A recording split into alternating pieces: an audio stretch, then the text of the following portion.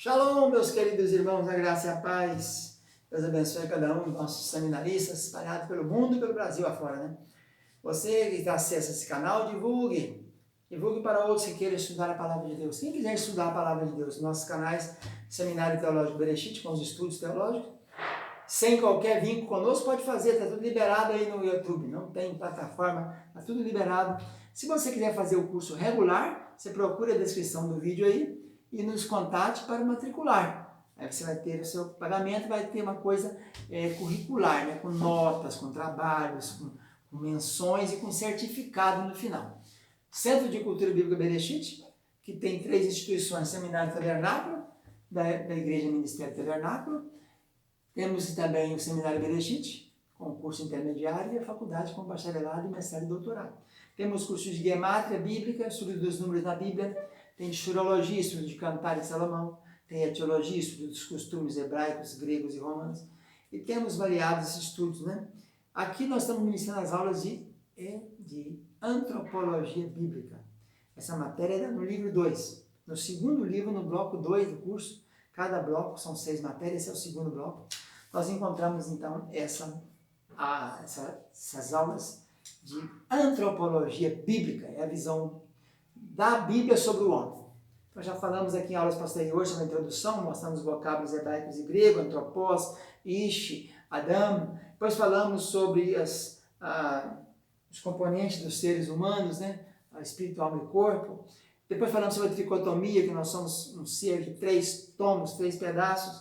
E a aula anterior falamos sobre a origem da alma. E na última aula agora falamos sobre a origem da alma, né?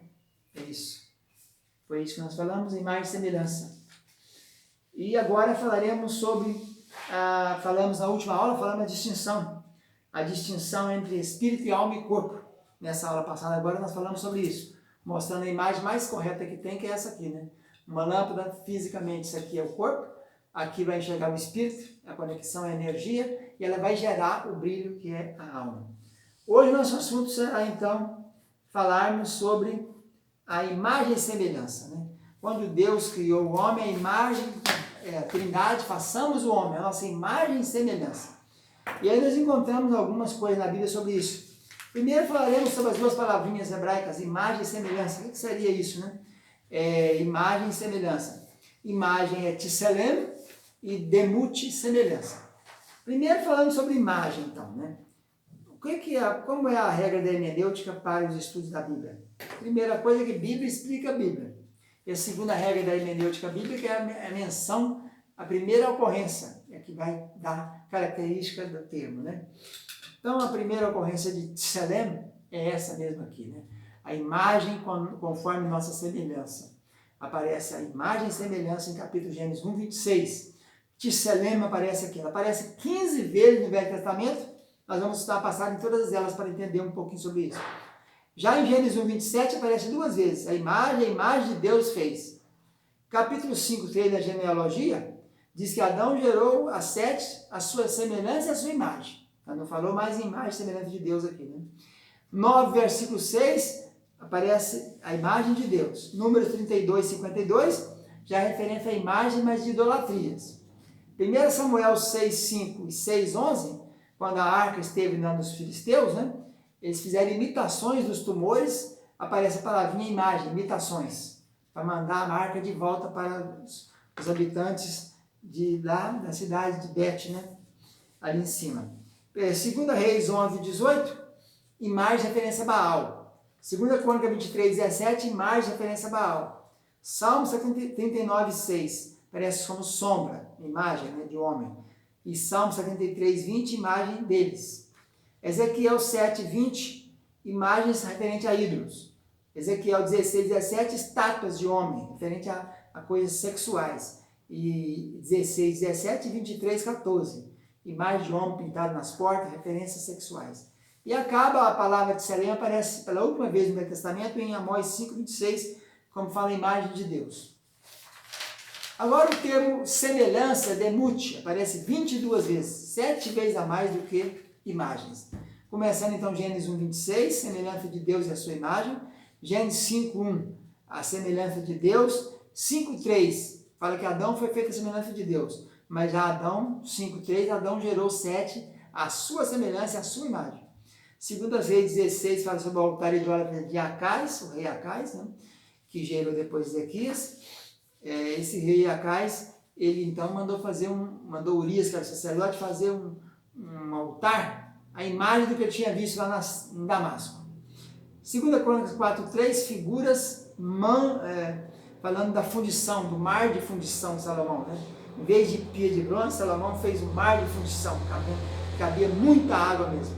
2 Crônicas 4:3, que tinha as figuras, tinha as imagens ali. Salmo 58:4 fala sobre a peçonha semelhante a serpentes. Figuras, no caso, semelhantes, né? Aqui não é imagem, é semelhança. Isaías 13, Isaías 40 fala sobre, então, semelhante ao povo, semelhante, coisa semelhante. Ezequiel é que tem mais essa palavrinha semelhante, demute. Aparece 1, 2, 3, 4, 5, 6, 7, 8, 9, 10, 11, 12, 13, 14, 15, 16 vezes aparece aqui em Ezequiel a palavrinha demute, semelhança. A semelhança que a maioria das vezes aparece semelhante de seres viventes, aqueles seres viventes que teve aquela visão nas margens do rio Quebar, né? Ezequiel foi na segunda leva levado para lá. A primeira leva foi Daniel, no ano 605 a.C. Ezequiel foi no ano 598.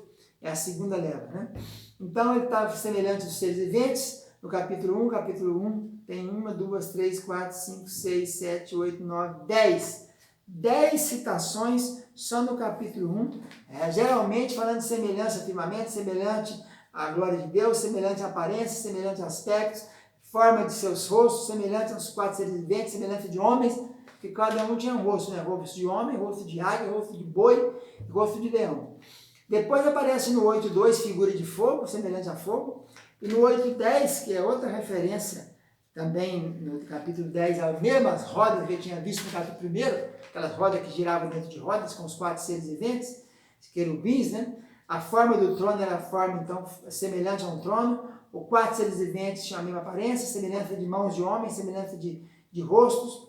E depois tem uma referência no capítulo 23, semelhança aos filhos de Babilônia.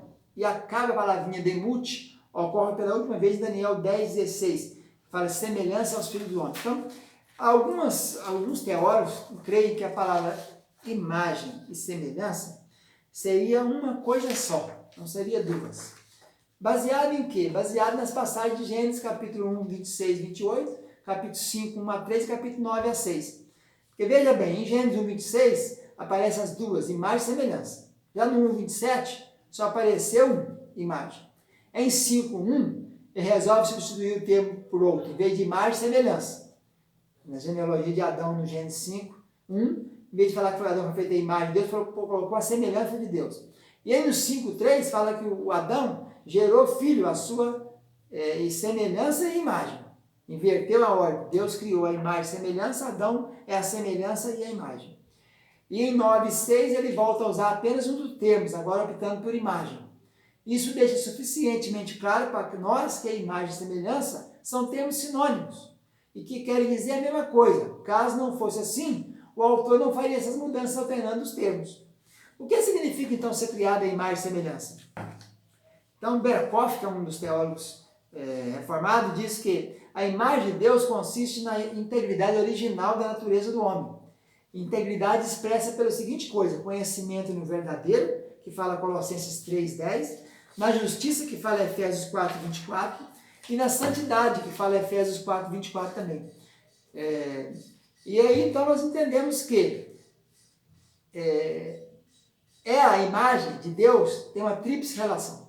Relação com Deus, relação com o próximo, relação com a criação. E isso pode ser verificado no estudo do estado glorificado do homem. O estado glorificado é o estado original. É aquele de Adão antes de pecar. Depois tem o estado da depravação, quando ele cai, a imagem degenera.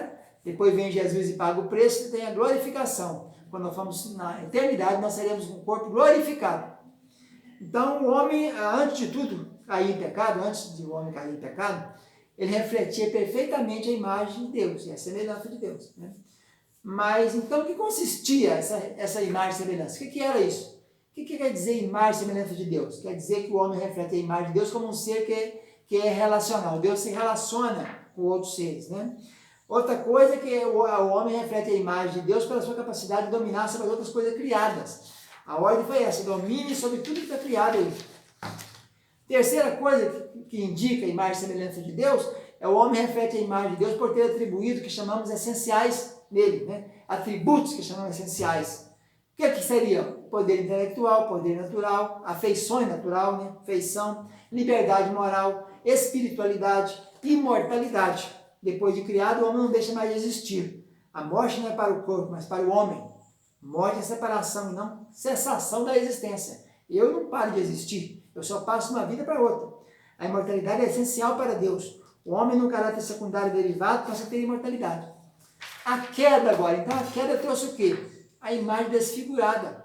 A imagem integral acabou. Aquilo que voltará um dia que fomos glorificados na eternidade, voltará o homem integral.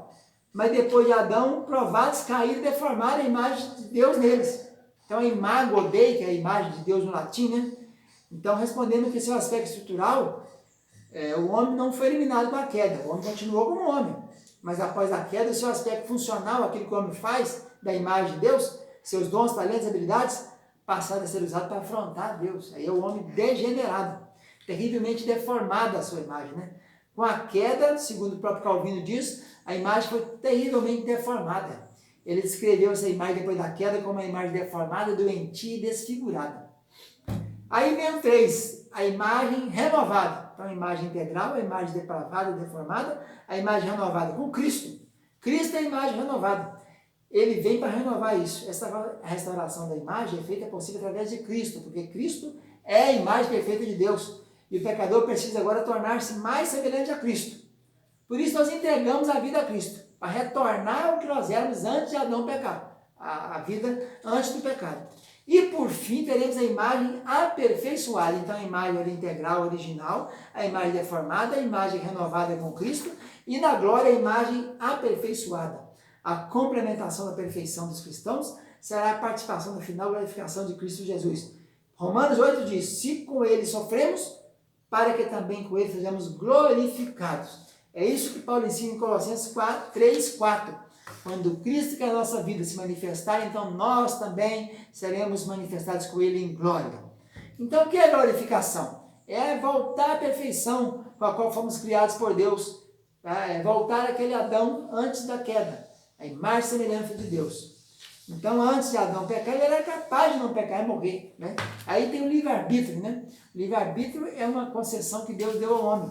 Deus colocou o homem no jardim e falou, Adão, todas as árvores do jardim comerás, mas da árvore do conhecimento do bem e do mal dela não comerás, porque no dia que dela comer, certamente morrerás. Morrerá no sentido de quê? Vai perder a conexão. O homem morto é quando o espírito desliga. Se o espírito desligar, é a luz apagada. Se desligar a energia daqui, acabou a luz. Então ele morreu nesse sentido, que ele perdeu essa conexão direta com Deus, passou de cara aí 200 e tantos anos, 235 anos parece, que ficou sem comunicar com Deus. Depois que Adão pecou daquele dia do Jardim do Éden, não comunicou mais, 7 viveu tantos anos e não comunicou, só quando Enos nasceu que voltou a comunicação. 130 anos com mais 105, 235 anos sem comunicar com Deus. Você pode achar isso na genealogia de Adão, lá no livro de Gênesis, né? Então a imagem do que é terreno acabou. Aí nós sabemos que tem a imagem do celestial. Adão tinha essa opção, tinha um livre-arbítrio. E então ele decidiu, através do engano da serpente, que era mais astuto que os animais, o diabo era a serpente, né? O diabo estava ali.